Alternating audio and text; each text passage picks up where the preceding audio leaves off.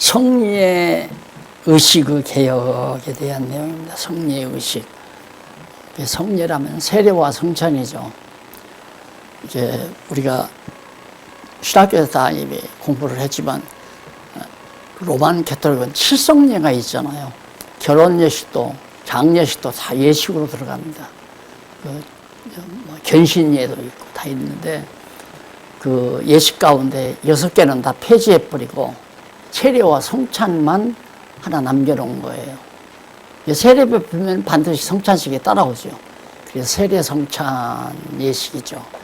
근데 이제 세례와 성찬을 그거 하나 남겨놓은 것이 바로 교회가 의식화되어지는데 하나의 끈 역할을 했다. 이음새 역할을 했다. 이렇게 볼 수가 있죠. 아하, 이렇게 의식을 행하니까 좋구나. 소도도 또 뭔가 숙연해지고 좀 달라지는 것 같고 그렇게 해서 이제 자꾸만 의식을 더 만들어내는 거죠. 이제 자꾸 교리적으로. 그래서 예배 모범도 만들게 되고 예배 모범이라는 게 결국에 예배 의식 아닙니까? 예배 의식. 헌법으로 그게 정해서 만든 거거든요. 성례라고 하는 것을 하나 이렇게 딱 남겨놓은 것 중에 하나가 이제 세례성찬인데 이게 이제 개신교가 의식화되지는데 크게 그 근거가 되어진 하나의 끈 역할을, 이음새 역할을 해주었다. 그런 면에서 이제 부정적인 결과를 우리가 볼 수가 있죠. 그래서 거기 개신교는 대부분 세례와 성찬을 성례로 받아들여 예식을 진행하는 의식 제도를 가지고 있다. 이는 종교개혁자들이 로만 가톨릭의 7개의 성례를 타파하면서 아쉽게 남겨놓은 잔재들이다. 그것마저 타파해버렸어야 하는데 종교개혁자들이 우리는 성례라는 건 없다. 존재하지 않다. 그래서 내가 늘 말하지만 순수한 기독교는 물건에게 성자도 붙이면 안 됩니다. 다만 예수 그리스도를 믿고 그리스도의 지체가 된 자들에게 성도라고 하는 거룩한 무리라고 하는 이름은 붙이게 되죠. 거룩한 무리, 성도. 그 외에는 아무것도 성자를 붙이면 안 됩니다. 개인 인간에게 성 어거스틴이니 성 베드로니 성 다미엔이니 무슨 뭐 성자 아무개 목사님은 성자다 해서 뭐 성자 비석도 해놓고 그런 일들이 많이 있더라고요. 저 전라남도 그 무슨 성입니까? 소록도에서 정말 봉사했던 그 목사님을 뭐 성자라고 이렇게 또 얘기하는데 그건 절대 바울도 성자 붙이면 안 돼요. 성바울이라고 해도 안 되고 그건 이제 로만 가톨릭의 잔재죠. 그런데 이 건물 지어놓고 이게 성전이다 이것도 안 되는 거고 이 강단을 갖다가 성단이다 해도 안 되고 의자나 교회 집물을 갖다가 성물이다 그렇게 말을 해도 안 되는 거죠. 성자는 절대 하나님의 유일한 속성이기 때문에 거룩성이라고 하는 건 하나님의 유일한 속성이기 때문에 우리가 그리스도에게 붙어 있어서 결국 예수 그리스도가 거룩한 분이기 때문에 우리도 따라서 거룩한 무리가 되는 것. 그래서 성도라고 하는 말은 성경에도 이제 기재되어 있지만 그 위에는 성자를 붙여서는 안 된다. 그런데 어떻게 성례라고 해서 예식을 행하면서 그걸 성자를 붙인 것을 다 타파를 안 하고 하나를 남기는 것. 그게 개혁의 미완성이죠. 개혁이 좀 미숙했다. 종교개혁 자체도. 그래서 아까 말한 대로 이제 세례와 성찬 이 성례를 하나 더 남겨놨던 것이 이제 문제가 되는 거죠. 성찬의 복음적 의미를 미처 파악하지 못한 상태에서 이루어진 정말 과오의 결과로 본래 개신교의 절대적 표지는 오직 하나님의 말씀인 성경이다. 성경뿐이다. 그래서 우리 종교개혁의 정신은 교회의 표지가 뭐냐? 성경과 성경 권위와 성례, 성경과 성례 이 두 가지가 이제 교회 표지라고 그러죠. 그러니까 성경이 가르쳐지고 성경이 전파되고 성례가 집행되는 곳은 바로 교회다. 이런 식으로 되지니까 도리어 소중한 성경은 안 가르치고 없어져야 될, 하지 말아야 될 성례식은 지금 하고 있단 말입니다. 그러니까 다시 이제 구교와 만날 수 있는 다리가 튼튼하게 만들어진 거죠.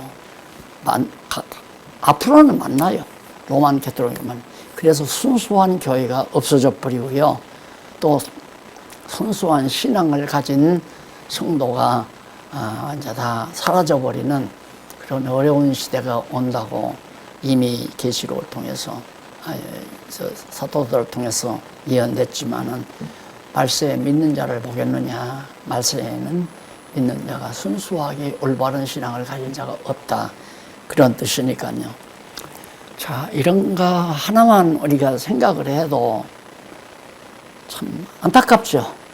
모든 교회가 지금 다 그러니까 모든 교회가 점점 더 뒤로 퇴보한다 이 말입니다. 자꾸만. 도리어 성경 가리키는 쪽으로 나아가야 되고 성례는 하나하나 없애버려야 되고 그러는데 성례는 더 철저해지고 성경 가르치는 일은 점점 미약해져 버리고 그러니까 교회가 부패하고 타락할 수밖에 없는 거죠. 그래서 그 줄바꾼데 두 번째 문단에 보면 교회의 성례로 인한 잘못된 의식제도는 성도들로 하여금 말씀보다는 형식적인 의식에 치우치게 하는 결과를 낳았다. 얼마나 잘못된 결과를 낳았는지. 성도들이 교회를 왜 교회에 왜 오느냐?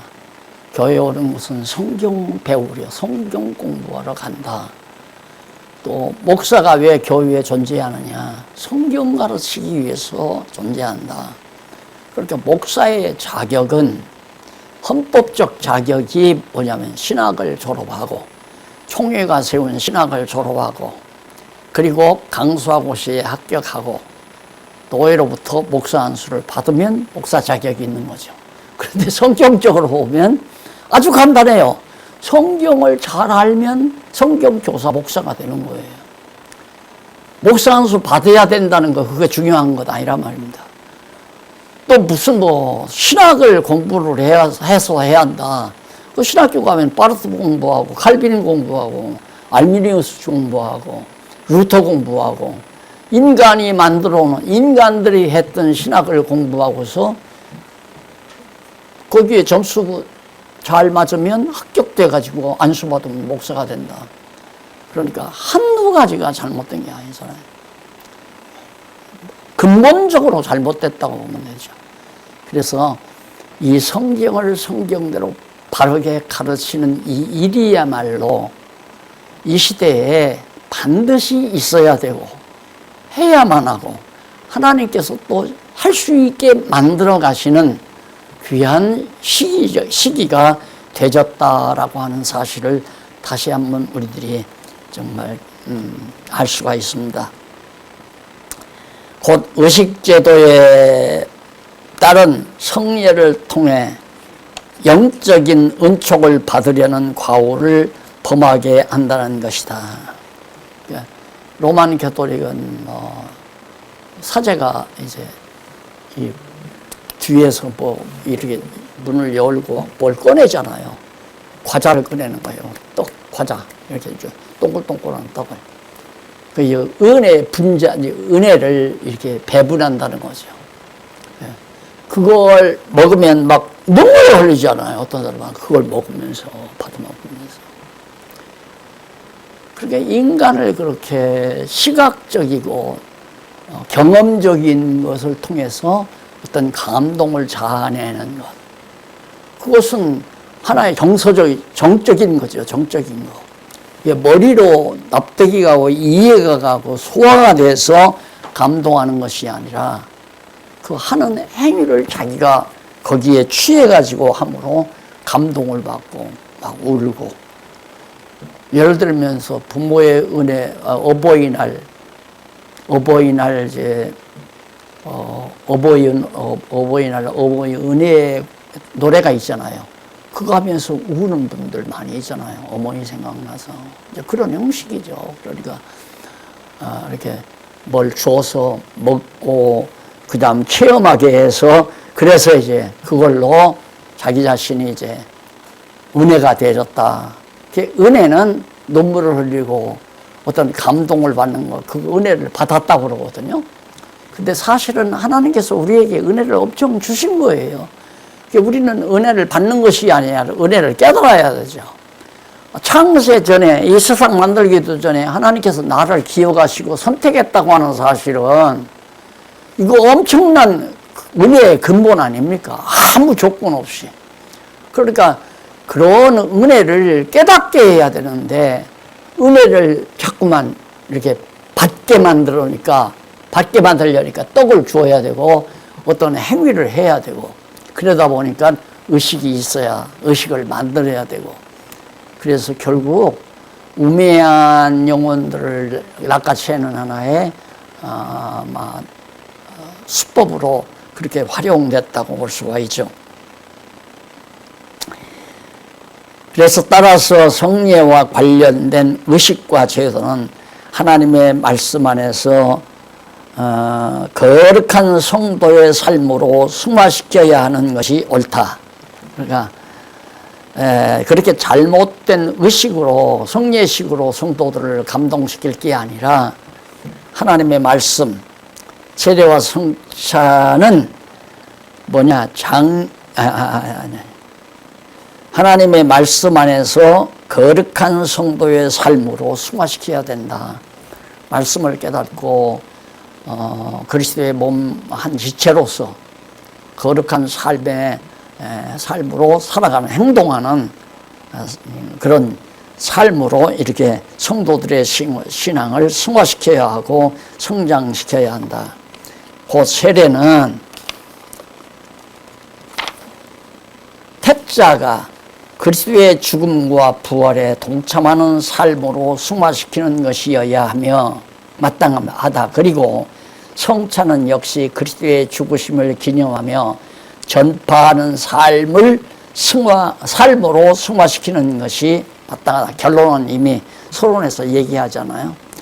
바로 그러면 성찬은 뭐냐? 성찬의 예식은 그리스도의 죽으심을 성찬이 아니라 세례, 그리스도의 죽음과 부활에 동참하는 삶으로 승화시키고, 성찬은 그리스도의 죽으심을 기념해서 오고 오는 세상에 그리스도의 대속의 죽으심을 모든 영혼들에게 전파하는, 이 승화시켜 나가는 것으로 그렇게 빨리 세례와 성찬이 진리로 무장이 되어야 된다. 그래서 우선 세례는 죽음과 부활에 동참하는 거다. 예수 그리스도의 죽음과 부활. 그러니까 보통 장로교에서 물을 이렇게 손에다 적셔가지고 얹잖아요. 그걸 약식세례라고 그러죠. 약식세례. 그럼 약식세례를 왜 물로 하느냐 그러니까 구약에 물을 뿌려서 죄를 정결케 했다. 이렇게 얘기하거든요. 그러니까 자칫 잘못하면 물속에 푹 들어가는 건 죄를 씻기 위한 것으로 생각하는데, 근원적인 건 죽음을 상징해요. 물속에 푹 들어가는 죽음. 그러니까 요나 선지자가 고래 큰 물고기 회 속에 들어가서 물속으로 푹 들어갔잖아요. 요나의 죽음을 의미하는 거거든요. 고기 배 속에서 튀기쳐 나왔잖아요. 물에서 벗어났단 말입니다. 요나의 삶을 의미하는 거. 그걸 예수 그리스도께서 죽으심과 부활, 예수 그리스도의 죽으심과 부활을 하나의 모형적으로 보여준 요나 사건이란 말입니다. 그러니까 오늘 우리들도 침례교가 맞는 얘기죠. 그러니까 침례교를 물속에 푹 집어넣잖아요. 집어넣었다. 그걸 침례라고 하니까 사실은 잠길 침자, 물속에 잠기는 예다 해서 침례 그러는데, 잠기기만 하면 안 되죠. 잠겼다가 올라와야죠. 살아나야죠. 그래서 이것은 우리 그리스도의 죽으심과 부활에 동참하는 거다. 그래 이미 바울이 그랬잖아요. 과거에 죄 많은 나, 타락했던 육정의 모든 소욕은 그리스도의 죽음과 함께 이미 나도 죽었다. 이거 내가 산 것이 아니라 그리스도가 내 안에 그리스도가 사시는 거다. 나는 이미 죽었다. 그리스도의 죽으심과 함께. 그리고 그 왜 그랬느냐? 그리스도의 부활과 함께 나도 부활에 동참하기 위해서 그런 거다. 그러니까 내가 그리스도의 지체가 되면 그리스도의 죽으심에 동참하고 그리스도의 부활에 동참한다는 확고한 그런 보증이 되잖아요. 그것이 바로 영적 예배라는 거죠. 영적 예배. 신령한 예배고 신령한 제사고. 그래서 개신교의 새로운 성도가 그리스도에 연합하여 그의 죽으심과 부활에 동참하는 삶을 의미한다. 그게 거기 나오잖아요. 각 주에 보면 233 제일 위에 로마서 6장 3절로 4절에 보면 무릇 그리스도 예수와 합하여 세례를 받은 우리는 침례를 받은 우리는 그의 죽으심과 합하여 세례를 받은 줄 알지 못하느뇨. 우리 세례 받았다 이거예요. 그런데 참 일단 교인들이 오면 등록을 받되 아직 세례교인이 아니니까 그건 완전한 등록이 아니죠. 그래서 어떤 사람이 예수를 믿으려고 왔어요. 그러면 6개월 동안 봐서 세례를 받으면 그때 이제 입교인이 되는 거죠. 이게 세례교인이 된다 이겁니다. 그런 식으로 교회를 만들어 놓으니까 성도들은 이 세례가 대단한 거구나. 그래 이력서 같은데도 세례 누구한테서 언제 어디서 어느 교회에서 받았느냐 이거 가지고 이렇게 오고 가고 하잖아요. 그런데 그게 다 무너져 버렸어요. 이제는 그게 거의 다 무너져 버렸잖아요. 누가 이명기서 떼어가지고 다른 교회로 가는 사람도 하나도 없어요. 있어요? 목사님 있어요? 김 목사님 있어요? 없죠? 없어요. 이명경서 띄는 사람도 없고.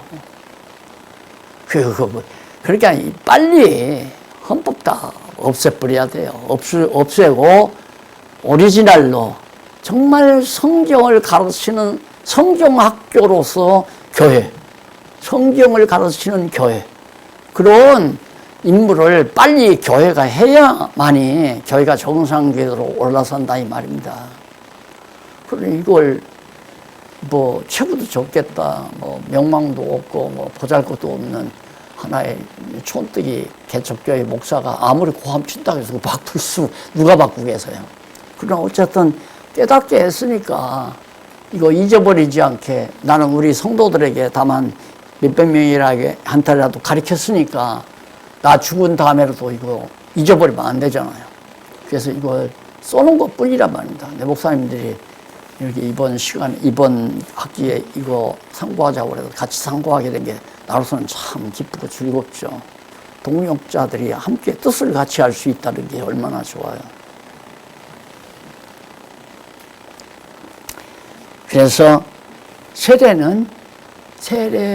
예식은 그래도 누가 꼭 세례를 바꿨다 하면 나는 줄 수는 있어요. 왜 그러냐면 그 사람의 신앙이 아직 거기에 머물러 있기 때문에 어린아이에게는 어린아이의 젖을 먹여야 되잖아요. 율법 아래 있는 자들은 율법 아래 있는 것처럼 상대를 해줘야 되고 그런 의미에서 했는데 예를 들어서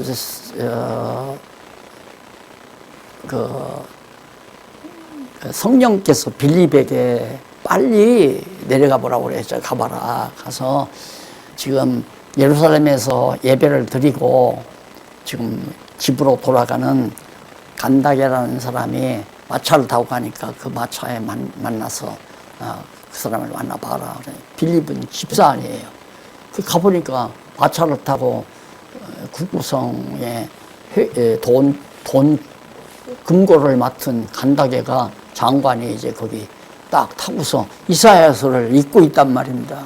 그 옆에 가서 그게 무슨 뜻인지 아느냐 그러니까 가르쳐 주는 사람이 없는데 내가 이게 무슨 뜻인지 어떻게 알겠느냐. 마침 어린 양이 이제 끌려가는 그런 이사야 선지자의 예언을 듣고 이게 바로 며칠 전에 십자가에서 죽었다가 부활하신 예수님을 가리킨 거다 그러니까 그러냐 나 세례를 베풀어 달라. 왜 그때는 세례를 받는 때니까 그 사람이 세례 베풀어 달라 하니까 집사가 그 개울가에 가서 그냥 물에 무수보다 딱 건져냈잖아요. 만약에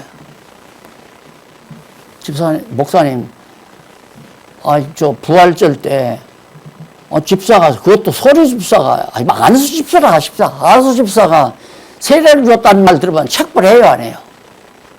목사님 그때 몰랐을 때 그건 책벌감이죠. 그렇죠? 그렇지. 얼마나 솔직해요. 그러니까 이게 진짜 핵심적으로 깨달아야지. 부분적으로 깨달으면 자 그럼 뭐 집사들도 세례해주고 그 장로교법 틀렸다. 빌립이 집사냐 목사냐 사도냐 사도만 같아도 모르지만 집사인데 빌립이 집사가 어떻게 세례 베푸냐. 그럼 뭐 다 대답할 말 없잖아요. 적당히 믿어둬라 이런 거죠. 예.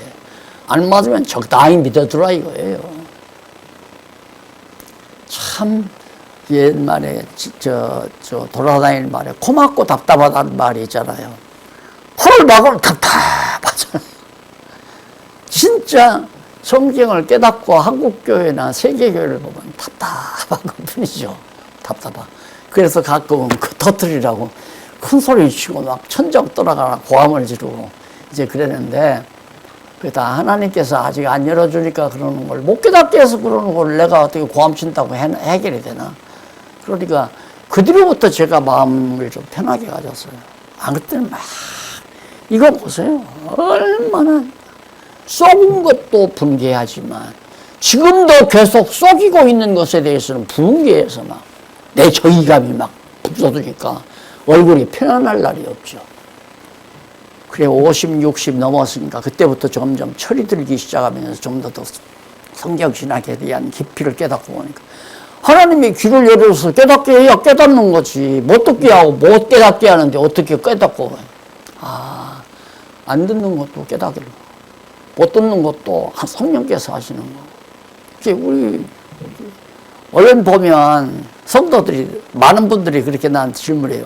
아니 목사님 30년 동안 열심히 성경을 가르쳐서도 뭐 교회가 딱 둘로 갈라지던데 무슨 필요 없냐 성경 가르치는 게 뭐 이런 식으로 도전해 오는 데는 나도 참 답답하더라고요.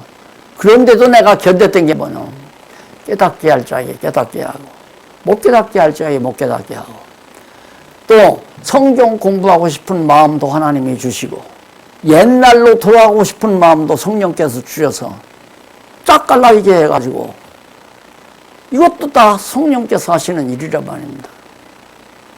그래서 철 듣고 철이 좀 들어가지고 이렇게 했으니까 큰 싸움이 안 일어났지.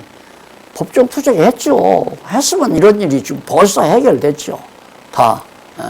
이미 뭐 재단법인도 다 해놨겠다. 내가 저 성경신학 창시자인데 내 이름으로 재단법인 등록해서 허가 맡아놨는데 나를 밀어내고 말이는 안 되잖아요. 말이 안 되잖아요. 그런데 세상법 의지하지 말고 그냥 하나님 의지하라는 거구나. 네. 그냥 아마 왜 재단법인 세상법에 의지해서 해놓고는 잘 되니까 계속해서 세상법 의지하고 나갈 거 아니에요. 이제라도 중단하자 해서 고발하는 건 생각지도 안 하죠. 하나님이 해결하는 걸 그냥 바라고 기대하면서 참고 기다리는 거죠. 그러다 보니까 성경 말씀 깨닫는 사람들이 점점 많아지게 되고 나아가서는 목사님들까지 이제는 학자들에게까지 이게 이제 넘어가잖아요. 그래서 세례는 예수 그리스도의 죽으심과 부활에 동참하는 거다. 동참은 어떻게? 지체가 되면 동참하는 거죠. 내가 예수 그리스도의 지체가 됐다는 거 아닙니까? 그러니까 성령으로 육체의 소욕을 죽이고 성령으로 영의 소욕을 영의 속사람을 살려내면 그게 거듭나는 거 아니겠어요? 거듭나는 것이 바로 세례라. 그게 성령께서 그렇게 하시는 거란 말이죠. 그러니까 거듭나는 걸 중요시 생각해야 하는데 목사가 물속에 풍덩 집어넣었다가 또 머리로 얹었다가 막 그것도 특별한 옷을 또 갈아입고 뭐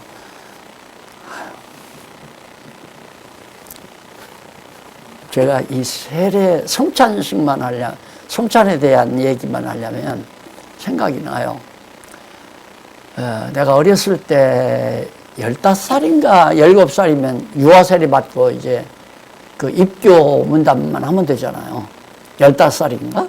우리 말생은 유아세례 받은 사람이 15살 되면 입교 문답. 예? 만 14세. 예. 나 헌법도 다 잊어버렸어요. 만 14세면 되거든요. 그러니까 내가 아마 만 14세니까 15살 먹었을 때인 것 같아.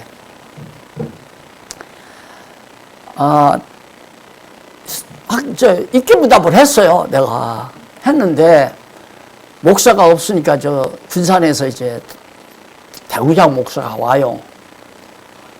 이제 없을 때는 이제 전도사가 어떤 장로가 전도사가 돼가지고 장로가 목표로 하는데 와가지고 이제 세례를 주고 뭐 입교문답을 하고 그리고는 이제 막 성찬식을 하는데 성찬식을 떡을 누가 만드냐면 할머니가 내가 할머니가 그걸 절구에다가 콩 찧어가지고 흰무리를 아주 쪄요. 그러니 내 15살 때면 얼마나 배고픈 때입니까?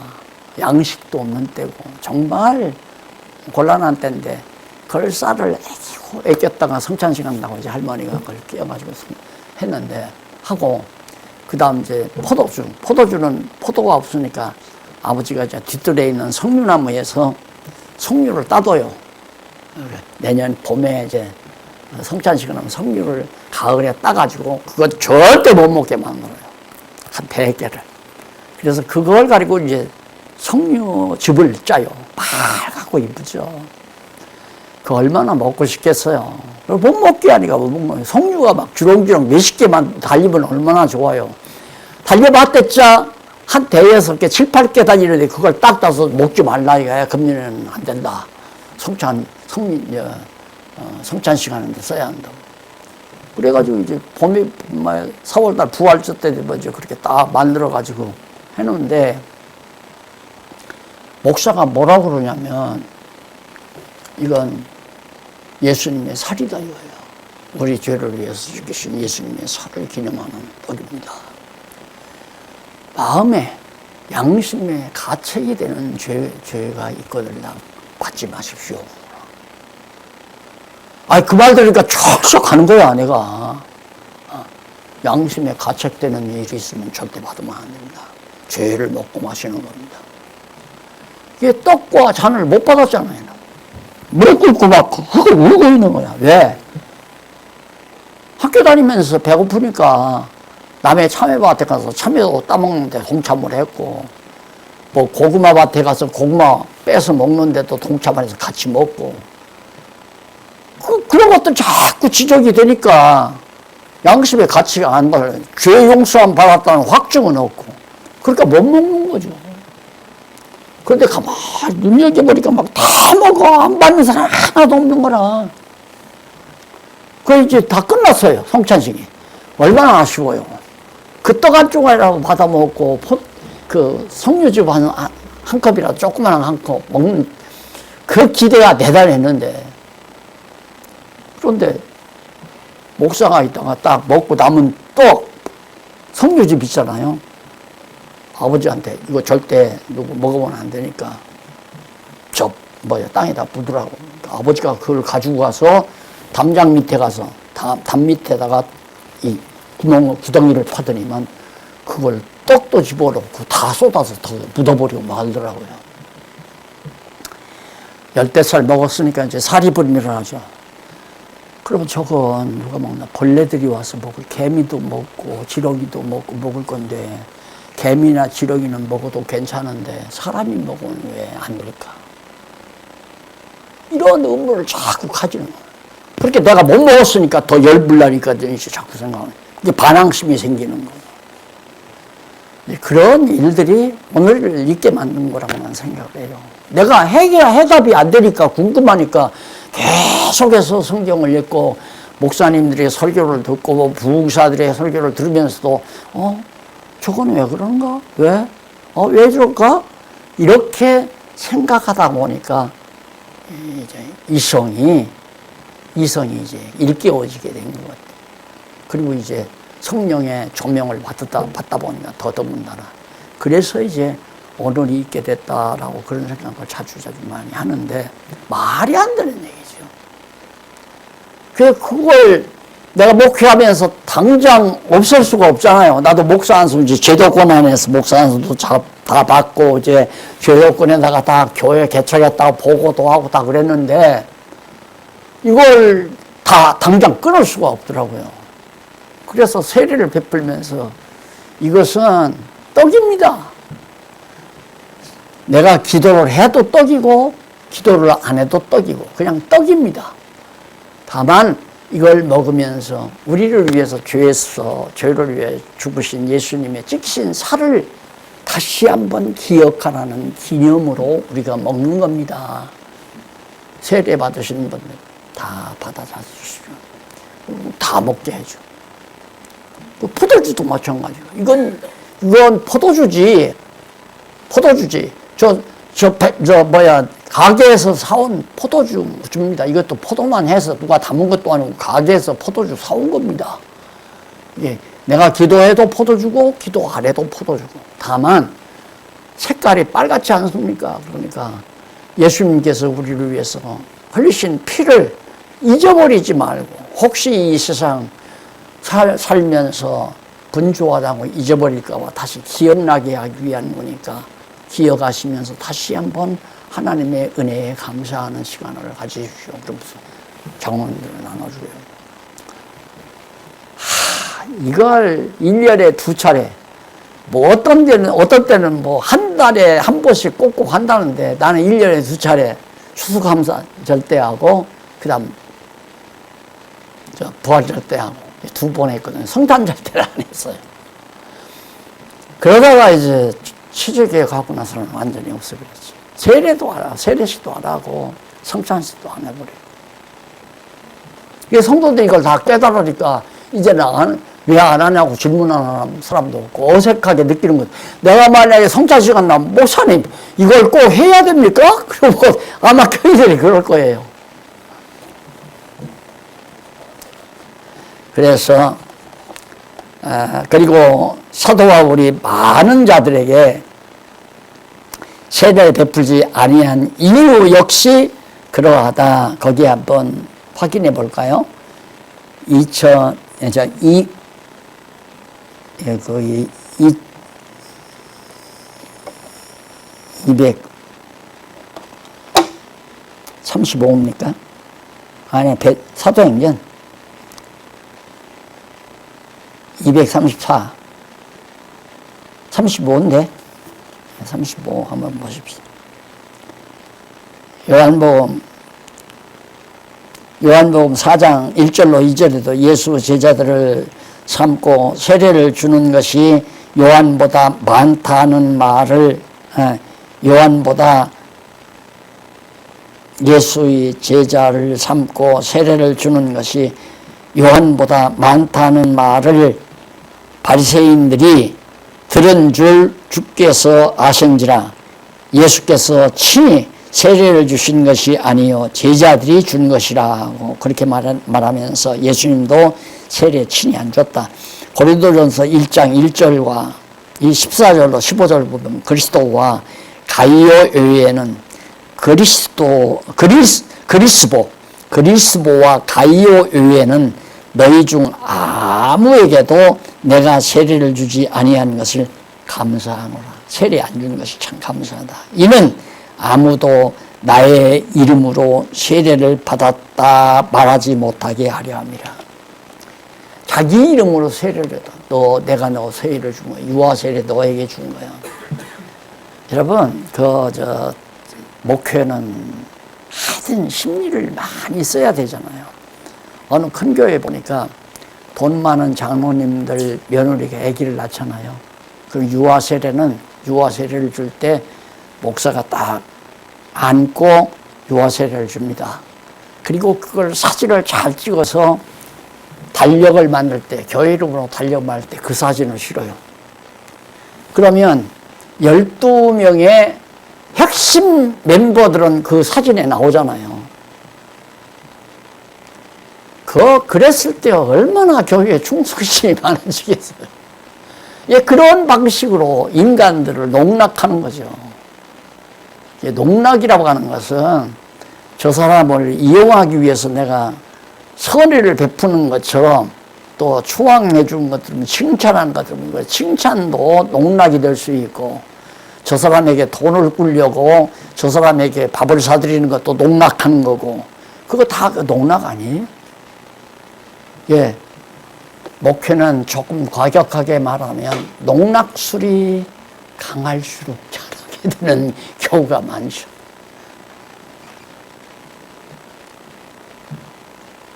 그래서 교회의 의식과 그 제도는 성도의 신앙의 형식에 따른 의식으로 치우치게 할 위험성이 노후하다. 따라서 의식보다는 진리의 말씀으로 거듭난 자의 실제적인 삶을 중시하는 것이 옳다. 옳은.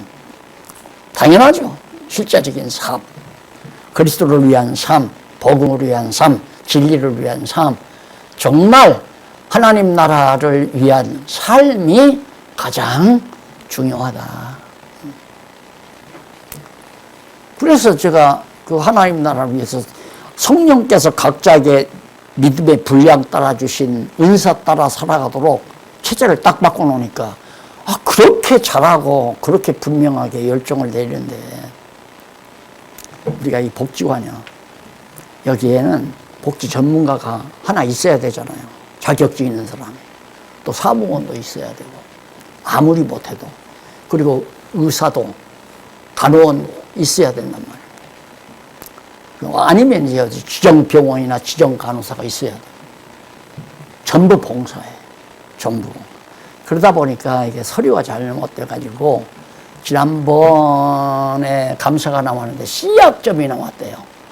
그게 계속되면 그냥 폐지가 되는 거예요. 근데 마침 우리 교회 얼마 전에 새로 오신 목사님 부부가 계시는데 목사 일을 안 하고 이 말씀을 듣고는 자기는 목사 일 안 하고 부인이 이제 그 복지관에 자격증이 있어가지고 아마 그 이런 일에 하는데 이제 거기서 이제 목사님은 또 교육을 맡아서 하나 봐요. 근데 그분이 오셔서 전부 서류를 다 갖추고 전부 정리해 놨는데 어저께인가 그저께인가 와서 검열을 했다거든요. 너무 잘했다고 칭찬 대단했대요. 어떻게 이렇게 잘했냐고.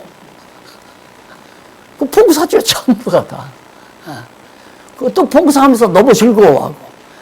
자기가 하려고 그랬대요. 봉사적으로 처음에 와서 내가 할 일이 뭔가 하고 찾는데, 내가 이 복지관 일을 좀 거들어야 되겠다. 그랬더니 담당 장로님이, 그거 아무나 하는 거 아니라고 하지 말라고 부탁이 하더래요. 그래서 내가 이렇고 이런 사람이에요. 그러면 한번 해보라고. 그래서 자기가 했다는 거예요. 그러니까, 은사 따라 하나님 나라 건설을 위해서 일한다고 하는 것이 교회인데, 이 교회가, 그런 의미에서는 이제 나로서는 상당히 이런 얘기 할 때마다 조금 편치는 않죠, 나도. 왜? 나는 후원금을 받아서 정말 전념으로 가르치는 일에 전념하잖아요. 책 쓰고 연구하고 가르치는 일에. 그런데 봉사자들은 밖에 나가서 직업을 가지고 자기 생업을 따로 하면서 사업을 하면서 하는 거니까 거기에서 또 다 수입을 하니까 마찬가지는 마찬가지지만은 딱 교회만을 생각하면 후원금을 받아서 어떻게 보면 편하게 편한 거 아니에요. 편한 거 아니에요. 아마 대학 교수들 연구 논문 내라고 하는 것처럼 교육률이 없을 겁니다. 대학 교수를 몇 년에도 책 한 권 못 내고 그냥 많은 교수 일 해먹는 사람이 얼마나 많은데요. 연구 논문 못 내면 남의 연구 논문 베껴내고 제자들이 낸 리포트 짜집기해서 내고 그러면서 밥보동부서 하는데. 그러니까 목사 일을 가르치는 일을 전문으로 한다고 하는 것은 지금 목사님들도 지금 앉아서 이렇게 공부할 때가 아니잖아요. 골프 치러 다녀야죠. 안 그래요? 안 그러면 어디 친구들하고 여행을 다니고 어디 좀 지방이라도 좀 구경 다니고 놀러 다니고 친구들끼리 모여서 뭐 선교한다고 해외 유람하고 다니고 그럴 나이지. 지금 연세가 지금 80이 넘어가지고 앉아서 하품해 가시면서 그렇게 공부할 이유가 없잖아요. 이게 다 우리 사명 감당하기 위해서 하는 거죠. 나부터도 마찬가지죠. 2시간 동안 강의하고 나면요. 한동안 밥 맛을 알 수가 없을 정도로 입이 다 말라요. 여기 나오고. 그래도 강의하는 동안 하기 싫다 이런 마음은 없죠. 왜 사명으로 하니까 즐거움을 하는데. 자, 그 다음 이제 두 번째가 성찬식은 대속의 죽음을 전파하는 거다. 대속의 죽음. 너무 쉽잖아요. 서로 맞췄으니까.